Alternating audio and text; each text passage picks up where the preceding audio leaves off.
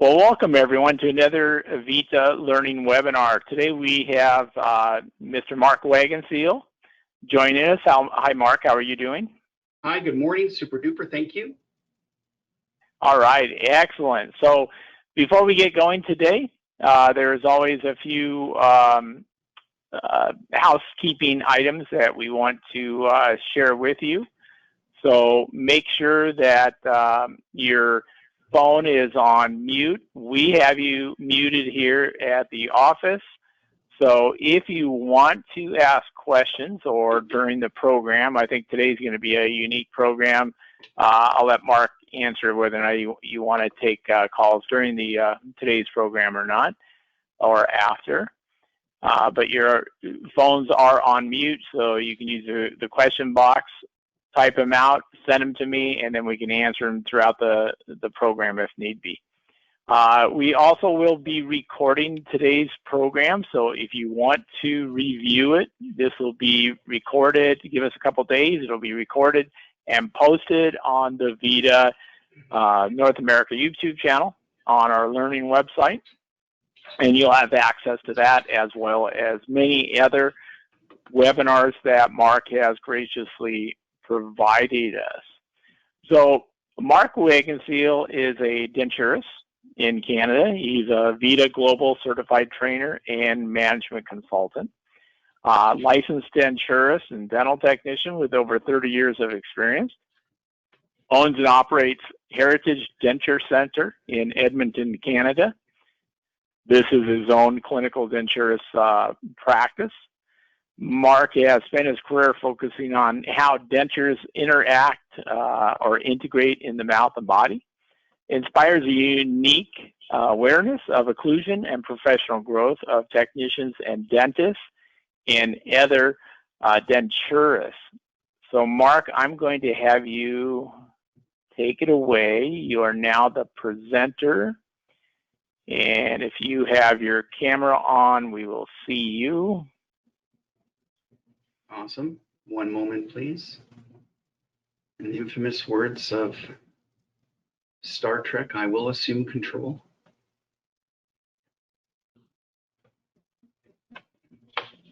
All right. All right, there you are. Great, Yay, Mark. you can I see appreciate me. it. Yay. Yes. So I'm going to, do you want to take the questions Yes. as they come in, or do you want to wait until the end, or what do you want to do today? If you don't mind, we can do questions as we go. All right. So everyone hear that? So please, if you have a question, type it into the question box, send it in, and as we go, we will answer those questions. All right, Mark, I will get it out of here, get my face off here. You'll be there. I won't. So we'll let you take it away, all right? Thanks, Jim. First off, thank you to Jim for all the behind-the-scenes work that he does. Thanks, Jim. And thanks to VITA North America for supporting our professions. We do appreciate it, so thank you. Good morning and welcome, and thank you for taking a moment out of your busy days to join me and our journey with digital dentures. So today we're going to have a little bit of a different of a program. I wanted to do something a little bit different in a different medium, so this is just more of a, I'll call it a fireside chat with Mark, although there's no fire, but it's a fireside chat with me regarding digital dentures in my journey. So thank you for taking time, and welcome to the first day of summer. Woot woot! Summer solstice. Woot woot! So that's fantastic. So thank you. I'm 52 years old, and I started caring for patients when I was 17, and so it's been 35 years of my life now, slugging it away, making dentures and partial dentures and such, implant retained dentures and all of types of the removable appliances. And it's a journey that has been challenging, and I want to share that with you. So as our open discussion today, and you have questions, just type them in as we go. This is about whether or not digital dentures is the right process for me. One of the reason why I thought of this topic is because we're seeing in terms of training and what's available for training and what's available at trade shows and conventions, we see a lot of implant designed or implant themed courses and now digital aspect. And so that seems to be dominating the courses that are available one to take. So digital dentures is certainly not going away, and it's something that I wanted to share with you, sort of my viewpoint based on myself, my journey, and my experiences with it, as well as those that I hear from my colleagues that are going through it as well. So I'm going to break this into segments. So the first segment is all about you. This is about you. What motivates you? Through my journey for 35 years, I do not build dentures today the same way that I did 30 years ago. I have evolved, I've changed. The question that I ask is why and what motivates you? So in the scheme and the totality of why should I take a look at digital dentures? Why should this interest me? Is it the right process for me? That has to go back to you. Think about yourself. The key points are what motivates you? Why do you do what you do in terms of the profession of building dentures? Why do you do it? What self-satisfaction do you gain from it? You have to keep in mind that you have experience and you have a protocol that you follow on how you build dentures, regardless of whether it's in the lab or as a direct care provider. You have a protocol, and you have a system in your lab. You know where everything is, you know where your tools are, you have an idea and a rhythm and a comfort zone of how you build and approach dentures. And as you evolve and change, that's why I wanted to ask about you. Are you tech savvy, for example? Do you get that new telephone, the new iPhone? Do you wait in line for it? Do you switch out your car every few years? Are you heavy tech and you enjoy the technology and integrate it into your life, that your phone runs your house, etc.? Or are you a person that's marginal and has embraced some technology? Or are you a person that is more I don't really follow technology? Because digital dentures is technology, and you're using now a mouse and a computer and such to craft a denture versus your hand and a wax knife. So with that said, you have to ask yourself, how tech savvy are you, and does that scare you? Because there's a learning curve with understanding digital dentures. And so that's why I posed the question on the first segment of today is what motivates you? How tech savvy are you? Does it interest you? Part of that is going to say, what are the benefits of digital dentures? So an iPhone or the new iPhone has a better camera, or these types of things that challenge you to incorporate that into your life more for a benefit, and it'll benefit some users better than others. So the question now lies on digital dentures is, well, what are some of the key benefits? Well, number one is it's cleaner, and so you don't have the dust. You're not working and getting your hands as dirty in terms of the setups and some of the manual setups and tasks of boiling out and processing and grinding like we do. So it certainly is cleaner. In terms of digital impressions and such, it's cleaner to work clinically as well. It certainly comes across as being to a patient to be up to date and modern, and some practitioners market it as such.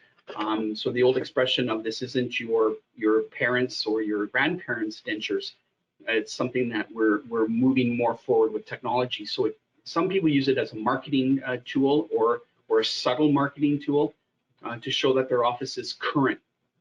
The one piece of advice that I share is what my father said to me. And he said, Mark, you want to be doing it with 30 years of experience, because experience is how you gain vast knowledge. But he says, you also don't want to be doing it 30 years out of date.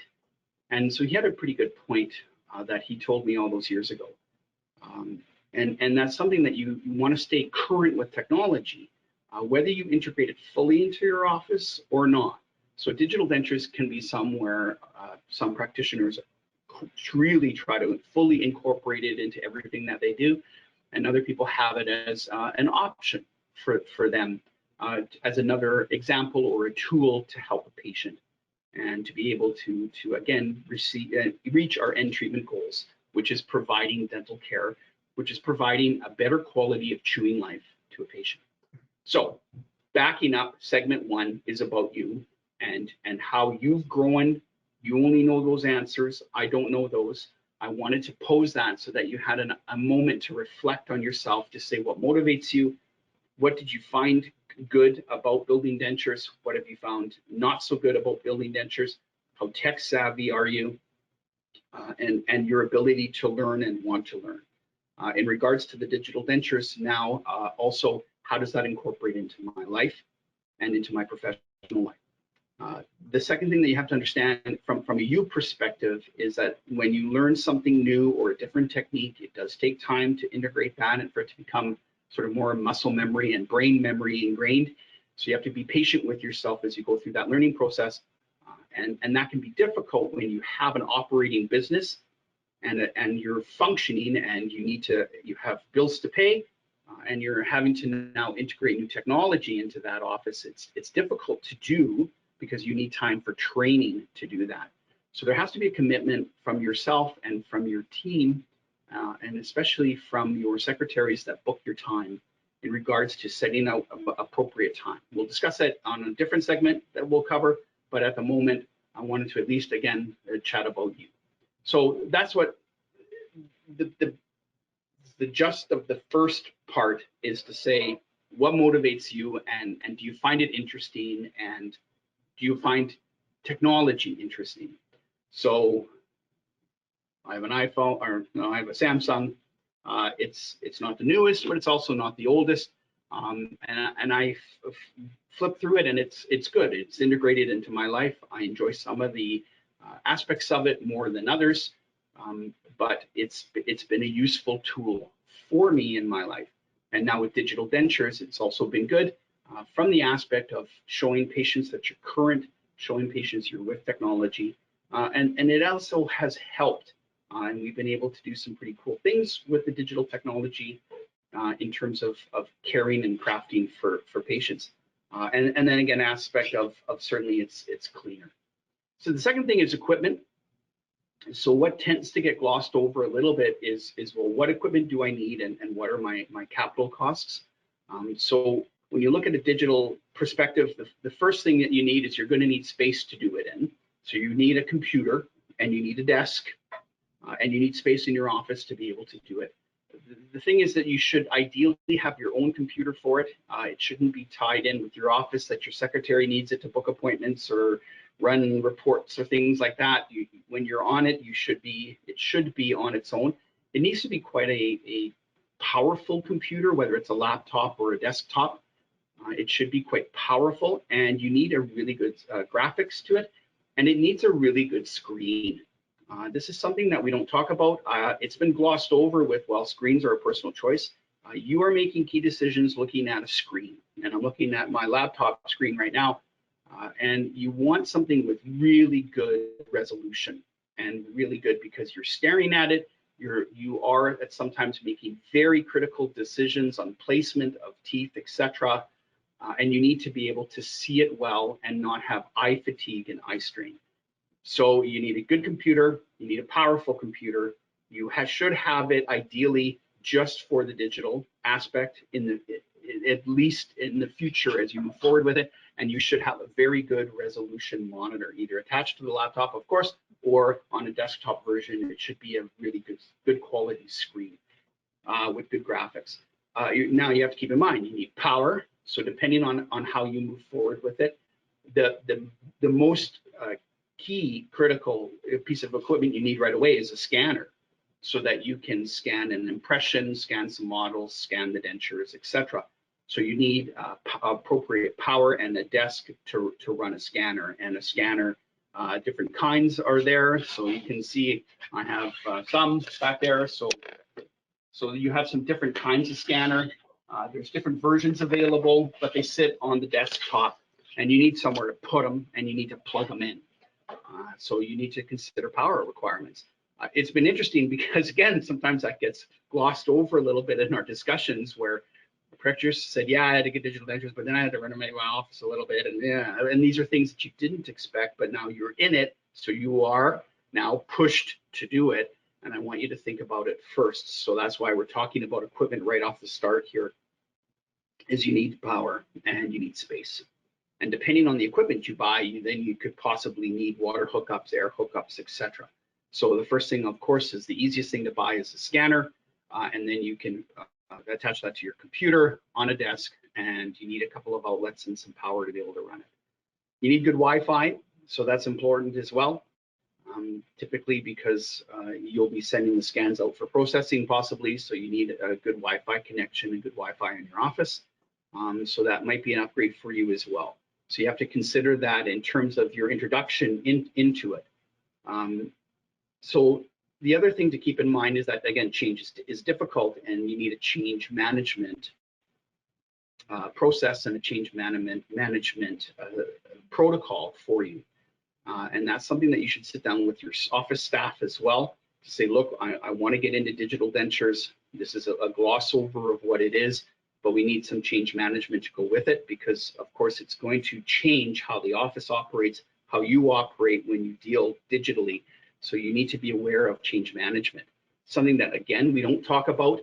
And then, you know, you hear practitioners or colleagues talk about digital dentures and integration afterwards. And what for me is left out is that change management portion of it, which is you have to appreciate that's change for you, change for your staff, change on how they book things, and the appropriate time that you need are required to spend on it while you incorporate that into your office.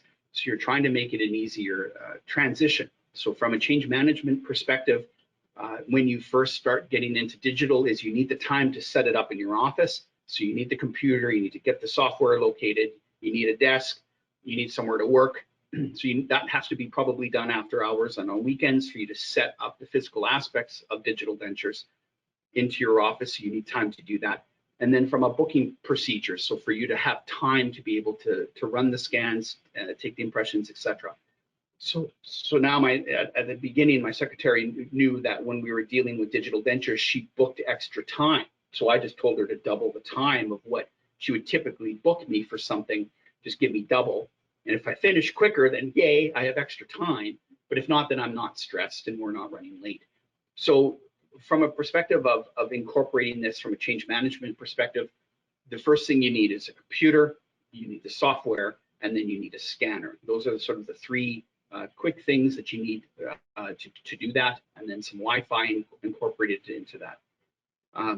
So from that perspective, you have that set up. So now you can analog take an impression. So you can analog take an impression of a patient, and then you can come scan that impression, scan the models. You could scan the rims and you know, move forward with the building blocks to build the denture. So from a scanning perspective, to get the information into the computer, it needs a model or an impression. It needs a byte registration, and then it can start, and an articulation included with that, and then you can start to piece it together and then build the denture. So at the very minimum, you will be scanning. Now there's also intraoral scanners, so you may wish to choose to incorporate that right away to start intraoral scanning. That is a little bit tricky. There's some dexterity and there's some a learning curve. So it depends again on you and how much you want to take on at once. Some people do that in segments where they get comfortable with the scanning in terms of just taking it from an analog perspective and then blending in the digital. So you still take a traditional impression, you can pour a model, then you can scan the model, you make a byte registration vis-a-vis rims or a pin tracer, you can take the registration, then you can scan all that into the computer and then set the teeth and go digitally more from there. Where some people just take out the wand scanner right away and are scanning the tissues, etc. Depends on how much you want to take on. So that also comes back to the first segment, which is knowing you. And again, this takes time to be able to book. So you have to be diligent, and you have to be diligent, but you have to be disciplined to book that into your schedule. And sometimes the easiest thing to do is have digital days. So digital days on Fridays or on Thursdays, and you only do digital work that day. And you're only committed to do digital work, and you're not sneaking in adjustments and things on the side on that. You are left alone to just deal with the patient load that you have that day, and just from the digital aspect. So I think the easiest thing to do when you're first setting out is you have the computer, the scanner, and the software. you go ahead and you can take a traditional impression on the patient, you pour a model, you scan the model then, so the model goes into the computer, you can then scan the bite registration in, you put it together, and then you go more digital, and then you can digitally craft and fabricate a wax try-in, or you go right to completion, and then you then have a lab on board to mill or print the wax try-in for you, and then mill or print the final denture for you, and then put it together for you. So that's sneaking into my next segment, which is incorporating a lab. So we're going to transition into the next segment of that. So from that perspective, again, it's really critical that your staff are on board, and that I think it's best if you have a digital day and that's the only thing you do that day, and you see your 1 or 2 patients that day, and then you have time to sit down on the computer, and then it's clear you're left alone. You're not taking on a repair and anything like that that takes you away, because you need time to adapt to the technology. And let's face it, there's only so many hours in the day. You have family commitments, etc. So you need to be able to have time during the workday to comfortably bring that on. So you take on your first patient. And yes. Yeah, talking about adaptation, Maria had a comment that she was hesitant about the new technology, afraid of getting into implants, but she did a case last year, and she couldn't believe how well it went through a digital process. So just a comment. So thank you for sharing that. Really appreciate that. It again, what motivates you, what pushes you.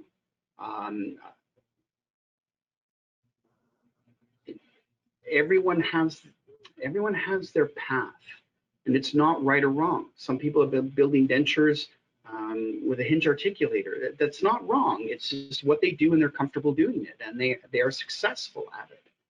And we have other practitioners that are, you know, basically full on digital, and they love it, and so be it. They've left more of the traditional behind. So thank you for sharing that. It can be scary, but it isn't.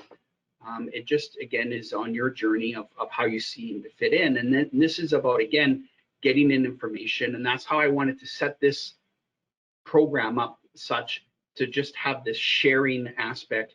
Like I said, a fireside chat with Mark, just to say, okay, and we share with each other to help you in your process to say, is this right for me?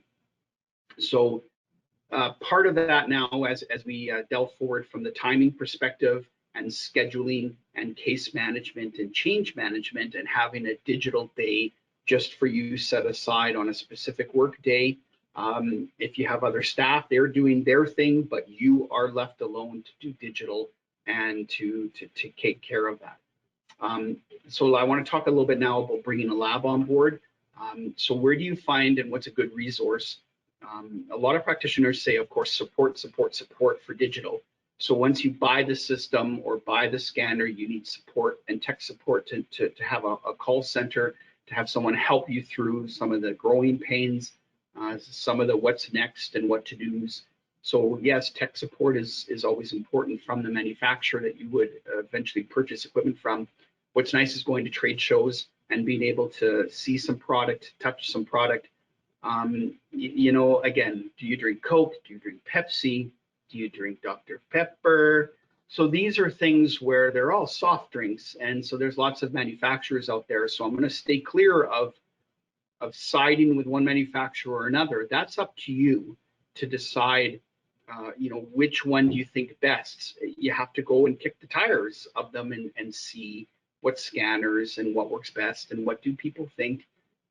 But you need to just go and see them at trade shows, and that's a good opportunity to do that.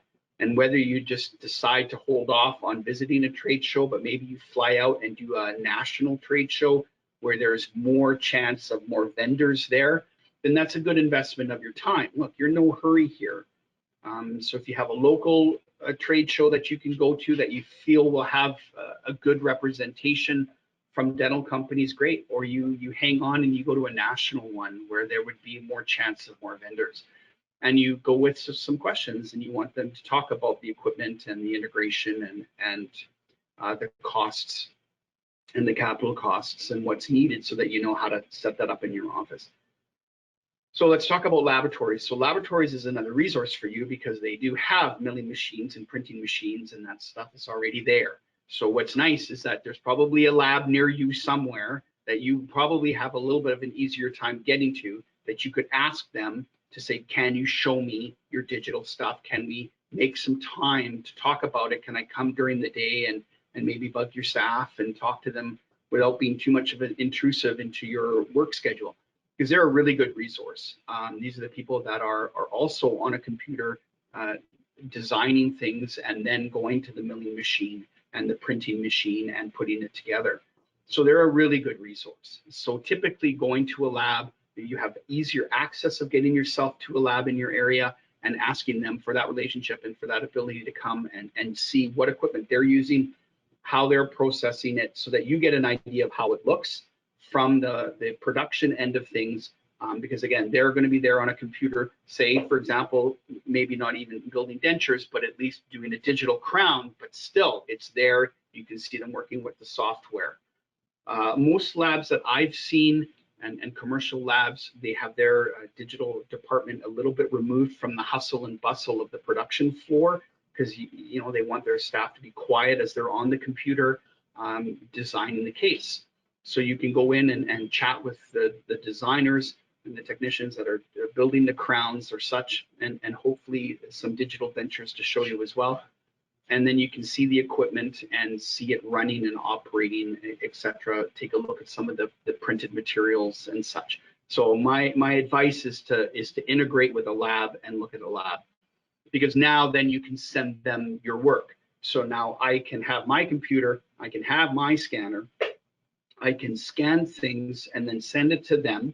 And then they're also now becoming a resource that you can then have a resource of one of their design technicians to say, hey, I set this up. Could you take a look at it and just see what you think?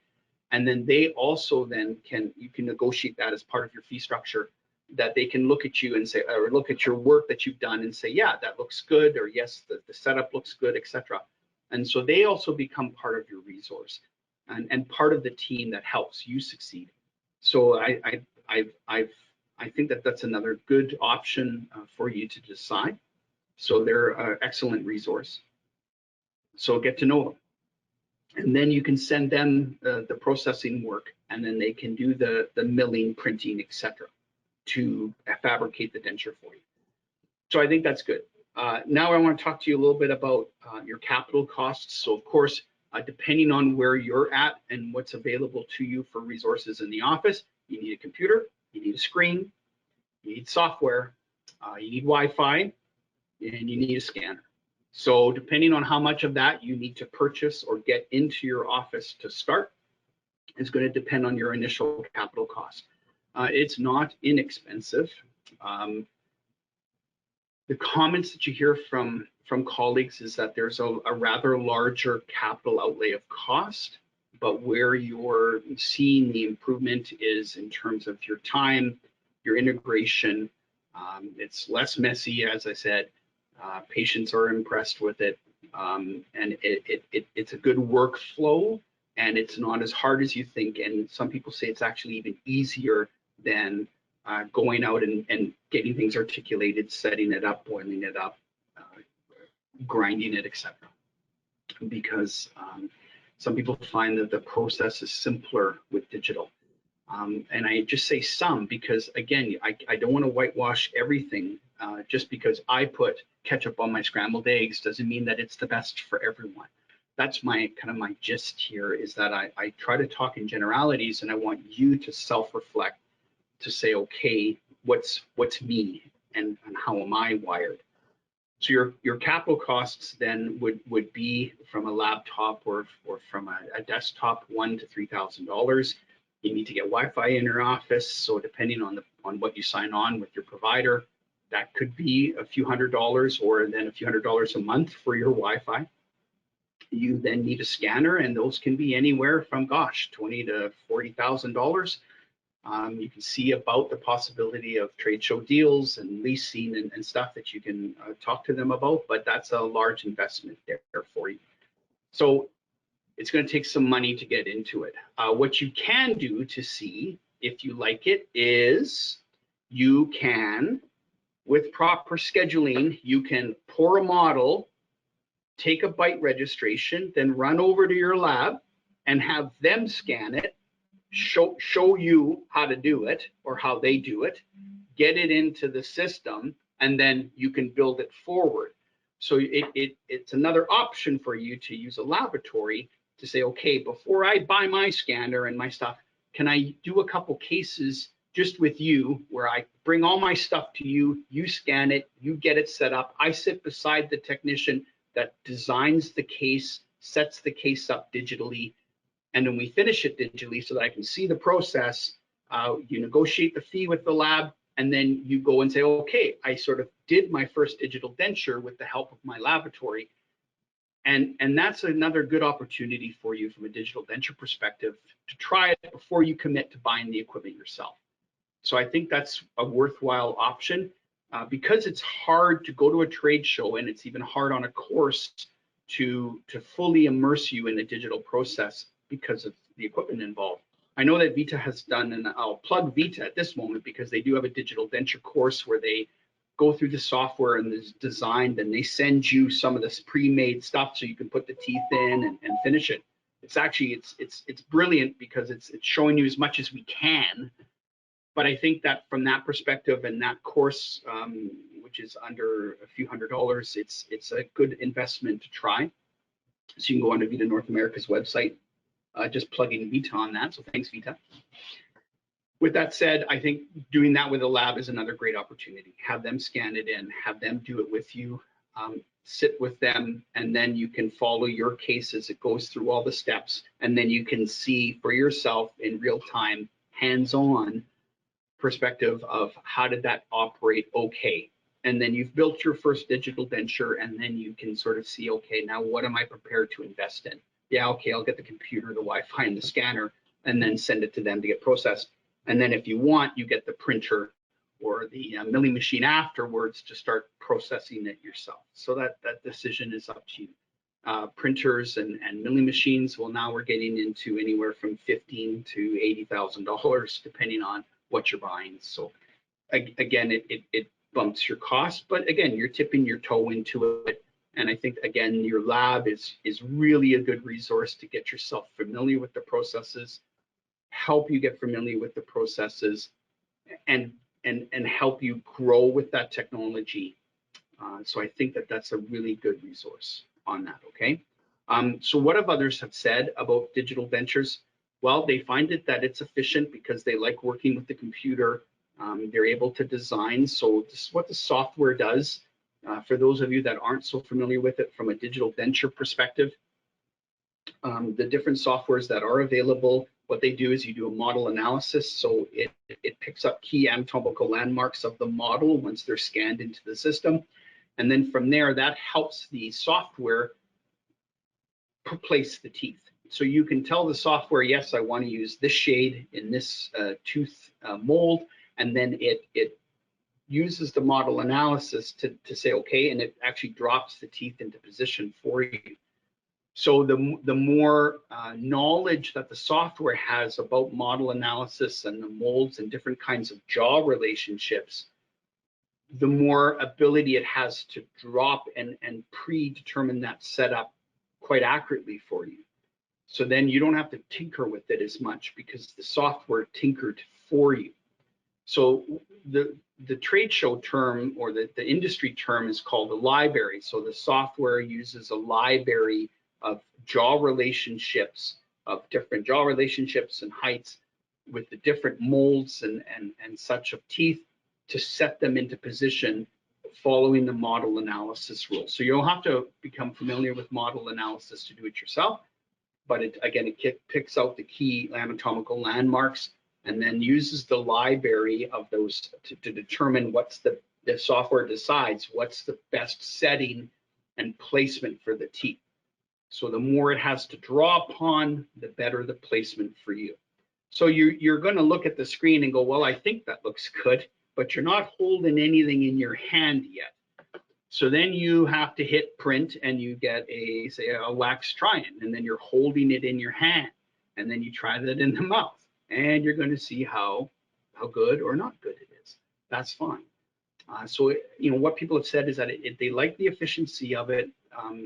It's as I said, it's cleaner, and they find it, and I'm going to be careful, but I'm going to use the word efficient and faster, modern, and then it's re-energizing. I've heard that comment where it re-energizes a practitioner and or their staff because it's something new and it's exciting to rally around and to support. As a direct care provider, then that really has to emulate for me that I'm excited to take this technology on, and that feeds down. Also from a marketing perspective as well. Some patients might find that very desirable to know that you're doing something from a more digital and current theory and trends. So that can also factor into how things are marketed. What others have said too is that it's a learning curve and it takes time and you have to be willing to make mistakes. So I want to address that because again, that tends to get glossed over a little bit. That's why I said you need to, in my opinion, have a digital day where it's you and digital and you're left alone so that you have time to sort through it. You have time to contact the lab, go to the lab at first as your resource and get yourself integrated and have time to work through it. And then you have time to do the wax try-ins and see where it is. Because typically when you do a printed try-in or a milled try-in or such, it's in a tooth shade color. You're going to place that into the patient and check it as a try-in at first. And if there is a error or a miscue of something, you just don't go back down and take your wax knife and change it and go try it back in. You have to now go back to your computer, change it, and print another try-in. So if you don't have a printer at first, then you have to, again, send that to the lab, let them do it, bring it back. So you have to tell your patient, look, this is new technology, be patient with me, please, as we settle into it. So that just takes some time on your end to become familiar with it and be patient with yourself. So again, from a support perspective, you have the support from the manufacturer, but I think, again, you have excellent resources with the laboratories. So again, delving into what you hear practitioners speak to is you have to allow yourself time. You have to be patient with yourself and give yourself a break because that's change management. And you have to acknowledge that and then go from there. You might have to tell your secretary, now I need a day and a half versus a day, or I need more time, just based on what you do. I would always over than under book things. So allow yourself more time to do it than less time. Okay, so that's would be my rule of thought when you get started on it. So you have the ability to take digital and integrate it into your, and digital and traditional and integrate it. So you don't have to be fully digital to start with.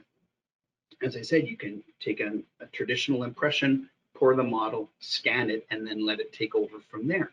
And as you become more comfortable, then you can start to buy some equipment. As you become more comfortable, you buy your intraoral scanner. And then you can, again, keep that process because now that process is in place with your office in terms of your booking, your digital day, your time, etc. I mean, again, it's difficult because you have an operating business, you have commitments, you have other commitments that you need to. You're now carving out some time to bring on this new technology and learn with it. So I think taking a day or a half day, depending on how things work for you, is a good investment and is obtainable for you to do so that you can start to integrate that in and see. So again, that addresses what people say is just you have to, it's time consuming and there's a start learning curve. So again, I'm going to emulate that and say you have to be patient with yourself from a change management perspective and be patient with yourself so that you have time and then you have time to understand what you're looking at on a screen and then how that translates to a three-dimensional object that you hold in your hand after it's been processed or printed or such. So I think that's one of the key factors is you have to really know it well traditionally to help look at it on a screen and then take that, how is that going to look three-dimensionally? So when you do print it out, oh, okay, this is what it looked like on the screen and it's correct. So I believe that that's also just takes a little bit of learning curve and you need some time on that. So you have to brace yourself for the worst case scenario. So what's the worst case scenario on any change management is it doesn't work. So you try it and you don't like it. But trying it once, you have to be patient with yourself. You need to give yourself a few tries before you make a key decision on whether or not you're going to move forward. So that's why I like the option of the lab, and why I wanted to think of that option for you, because that's reasonably obtainable without you putting a lot of capital costs into things, so that you can learn it and see it and, you know, build that relationship with the lab, which is good from that perspective to help your office as well. So that you can at least then say, okay, was this good for me? So the worst case scenario is that you don't like it. The worst case scenario is that the case fails because the patient comes back and says, you know what, I don't like the color. Well, then you can go back and you can change the color and print it again or mill it again, etc. Patient comes back and they don't like the tooth position after all. So instead of doing a reset, you have to go back into the software, change it, and then reprint it. So that can happen. So the worst case scenario is the case would fail. The worst case scenario is you don't like it. So it can be frustrating for the patient and for you, because especially at first, it's not just simple that you walk back and there's a printer for you to do it, you know, more quickly. You have to go to the lab to do, but that's fine. You know, processing takes time, even in your own office, to do things or to make corrections on things. So it's just a matter then of how you approach that with the patient. But I believe that you have to be prepared for again, the problems. And the problems is it's hard for you to understand the technology. That's why I think sitting beside someone in a lab and letting them go through it and showing you, and you taking notes or videos or such, is good, because that, again, show, tell, do, review, you can see it and become clear with it. So that's helpful. It's helpful to you to understand the process of how it's made and milled and put together for the end product. So again, coming back to the worst case scenarios, you have to be prepared for that failure, and then be prepared to have that correction time to be able to make those necessary corrections afterwards, should there be troubles with it. So it's just a matter of you investing the time, and then you investing into your schedule, and then having the support from your staff that you have, but then support from the lab. And then in regards to bracing yourself for the problems where the patient doesn't like something, or you're forced to go in and change it. I've seen it where some patients will just cut out the teeth and then they'll do a reset over top of the digital instead of fabricating the digital version. So that choice is up to you. You have the ability as a practitioner to decide how you want to make that correction for the patient and what's easiest for you. So you either change it digitally and redo it, or you can do a repair to it. Again, the choice is up to you. It allows for that. So from the pieces of the pie now, we talked about you, we talked about some equipment, we talked about capital costs, we talked about time scheduling and integration.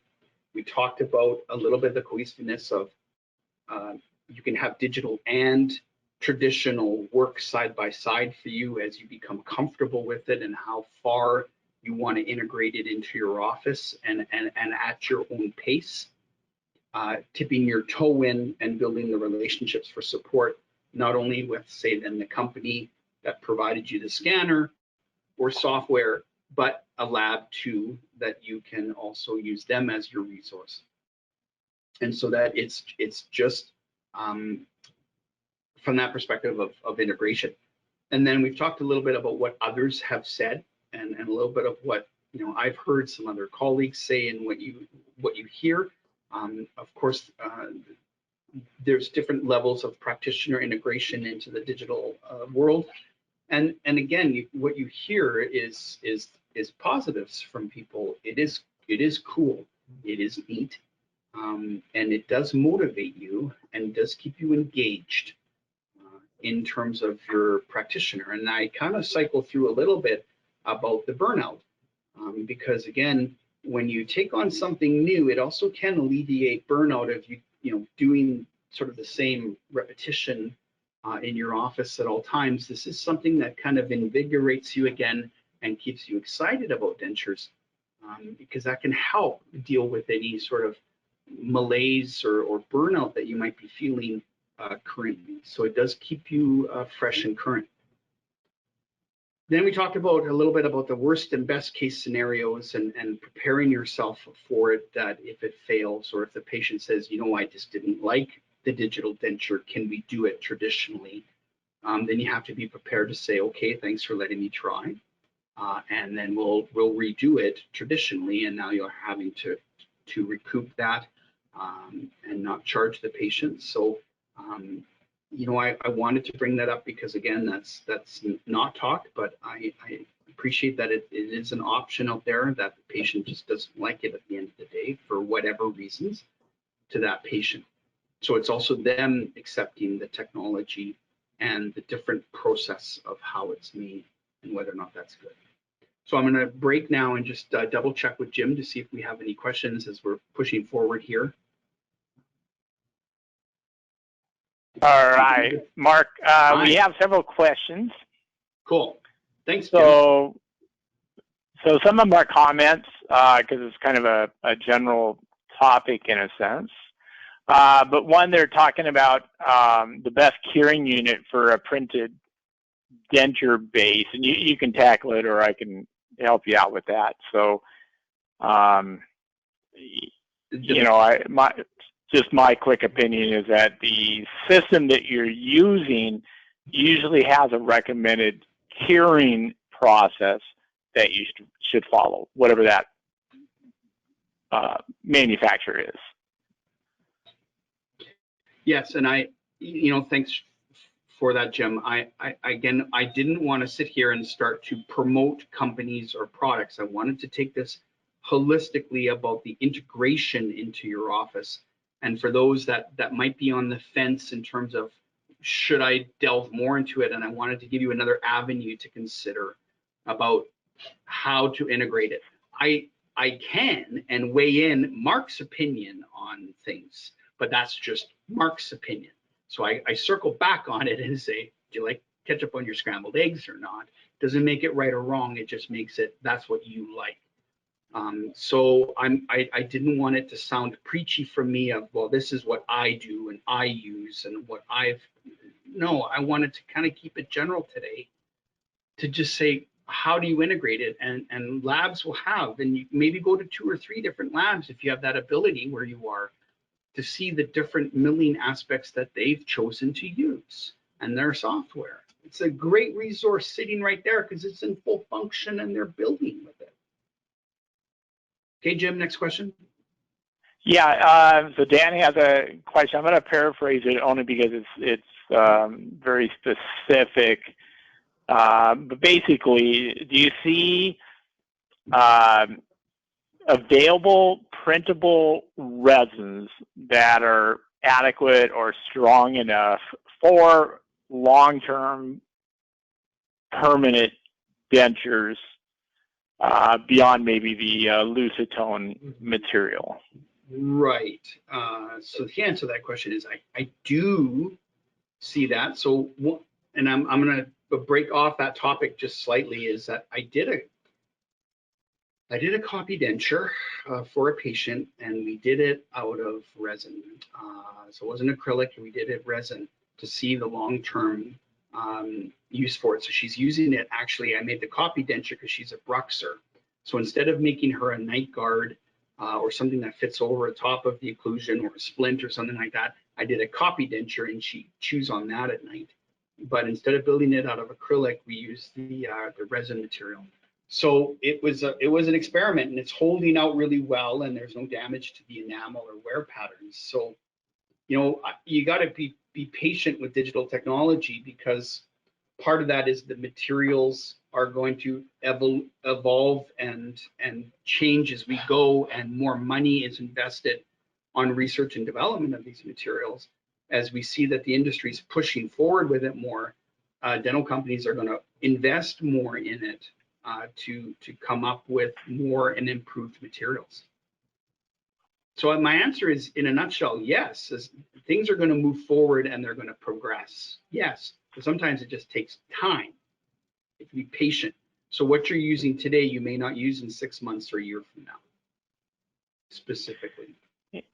And then Dan has a follow-up. Of the 3Shape, ExoCAD, or Sirona, or others, in your opinion, what is the easiest design software, denture design software to use?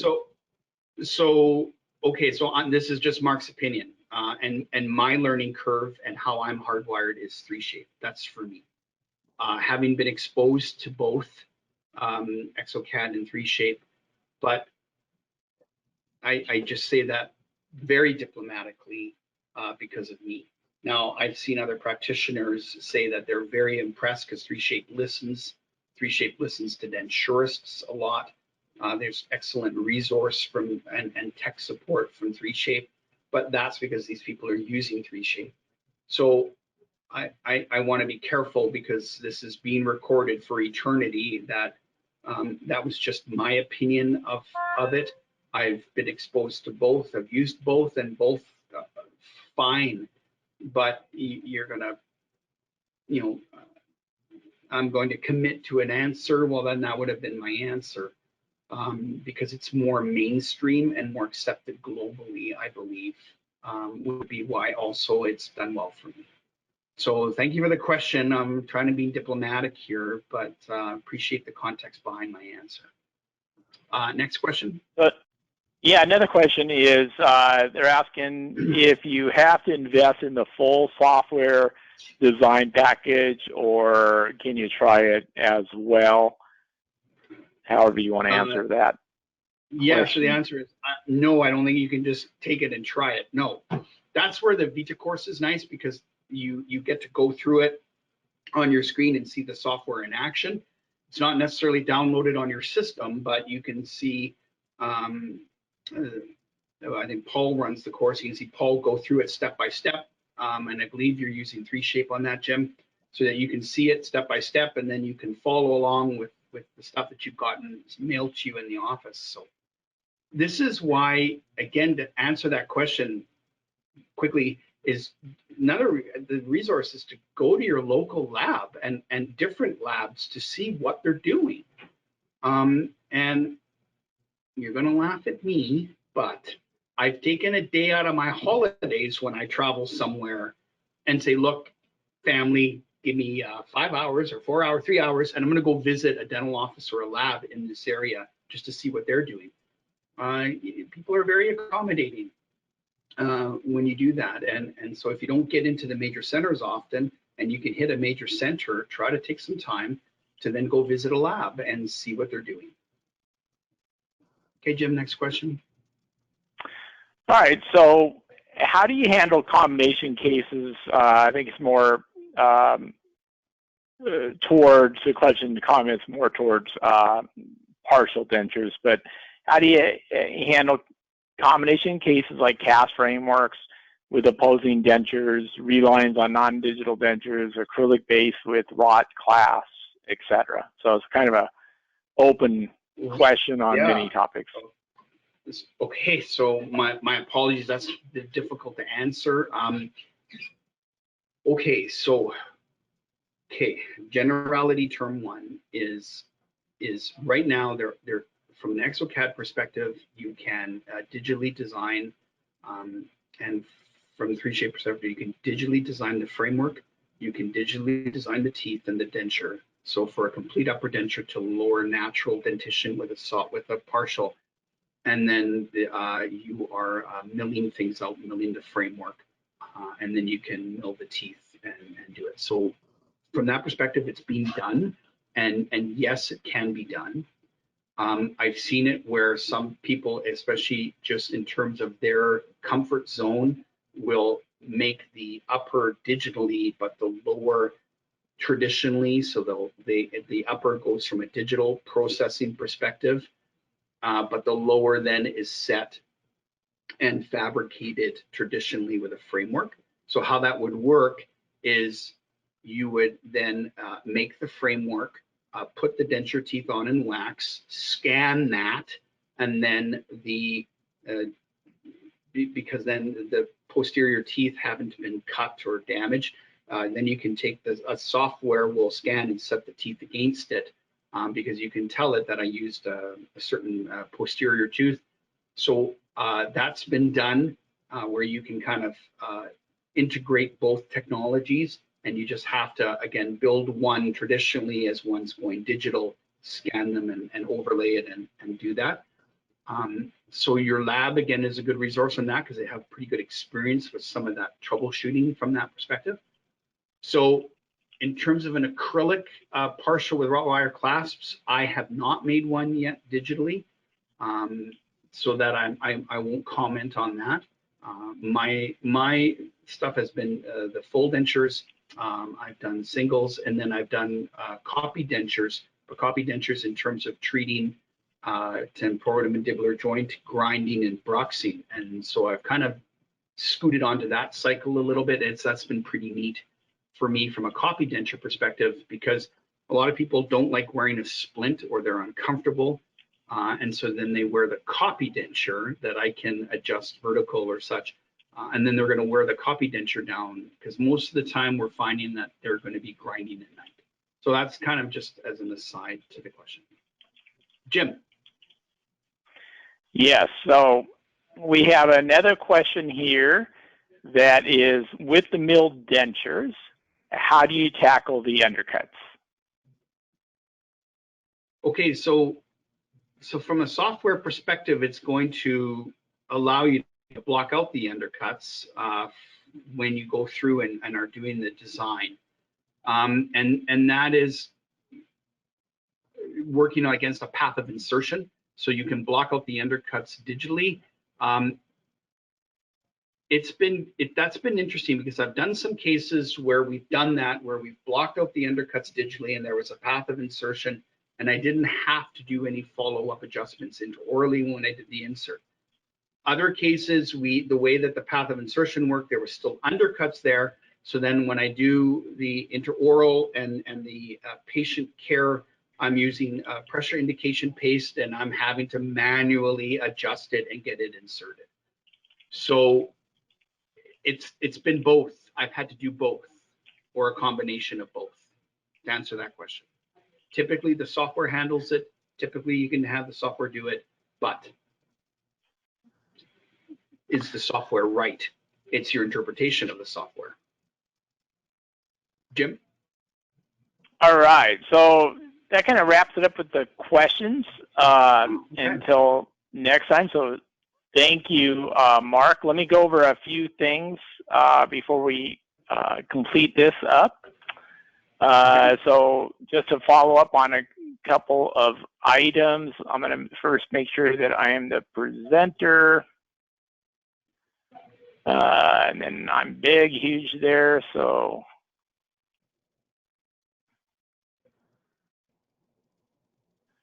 All right, so thanks again, Mark, for the presentation, for the information.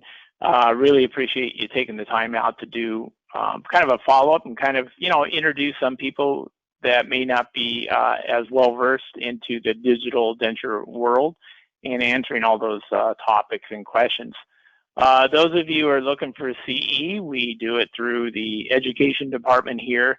So we will use your registration information to get you the CE. The workshop itself has been recorded. It's listed on our VITA Learning website. So give us a day or two to post it, and then we will have that along with all the other webinars, remote webinars, programs that Mark has done for the last couple of years since COVID. So you'll find just about every topic available. If you need to get a hold of us here at the office, this is the technical support hotline information. Paul and myself are here to help you. If you're looking for a territory rep that you want to consult with or talk to about specifically the VITA materials, VITA Vigo digital denture teeth, that's for an open system, please go ahead and reach out to us and we can follow up and get you in contact with that person. We have additional programs, workshops going on. So we actually have a couple 3-day remote workshops going on in August. And then we also have the Paul Richardson, who is going to do that August 2nd Vigo remote workshop. We go over the exocad and 3Shape, but in a very top level as far as the design software, kind of show you parallel how those two systems flow. But I think I mentioned to everyone, if you're really looking though for specific, just pure design, denture design software training, that might be better off to contact your rep as far as your dealer goes for your particular system, so that they can show you exactly in-depth information on how to handle some of the techniques of the design software. But Paul does a really great job of kind of going over the Vigo denture teeth of VITAs.